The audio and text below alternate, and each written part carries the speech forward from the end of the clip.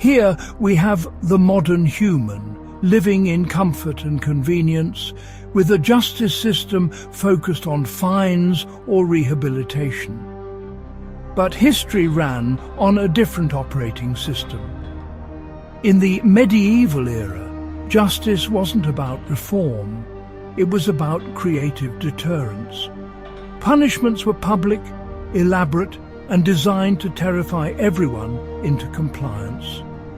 Today, we're ranking 7 historical punishments that were technically survivable, which is exactly why they were worse than death. First up, scaphism, the ancient world's blue screen of death. The condemned was trapped between boats, force-fed milk and honey, and left exposed. The result? Diarrhea, filth, and a sticky coating that attracted swarms of insects. Flies, wasps and maggots feasted, stung and burrowed into living flesh. The victim, kept alive by daily feedings, endured days, sometimes weeks, of being eaten alive. The true horror was the prolongation of consciousness. Plutarch wrote that some survived over 2 weeks, fully aware, as nature's smallest scavengers did their work. It was a system crash with no reboot, just a slow, conscious disassembly, a punishment engineered for maximum suffering. The body failed, but the mind remained online. Scaphism, a living nightmare designed to be remembered and feared.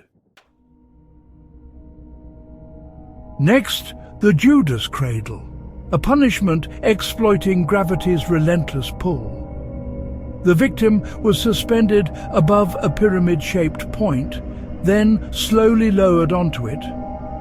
Every instinct, tensing or relaxing, only increased the agony. The body's weight drove the point deeper, causing excruciating pain and injury. The process could last hours or days, with the victim raised and lowered repeatedly. The point wasn't sharp enough to kill quickly. It was meant to stretch, tear, and infect.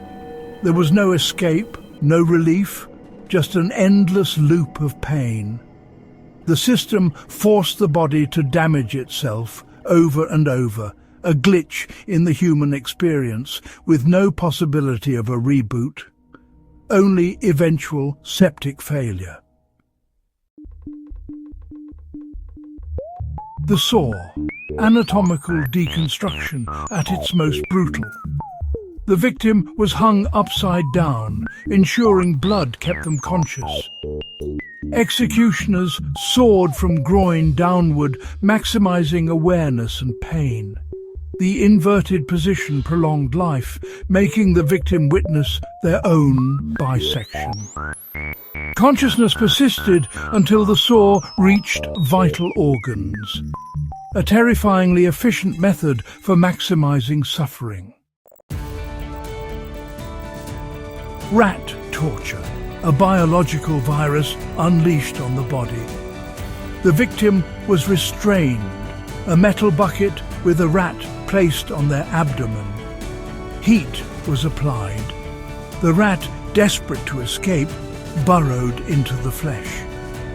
The victim felt every frantic scratch and bite as the rat chewed through skin and muscle. It was an invasion both intimate and horrific. The rat's survival instinct became the instrument of torture, a living malware causing catastrophic, fatal damage. Immurement, being bricked up alive, the ultimate system ban. The condemned was sealed in a tiny alcove, standing room only. Sometimes a small hole allowed minimal food and water, prolonging the agony. Eventually, even that was closed, plunging the victim into darkness and silence. Alone with their thoughts, they faced slow suffocation and madness. A firewall not around a network, but around a single living soul. Permanent banishment, left to expire in a forgotten sector.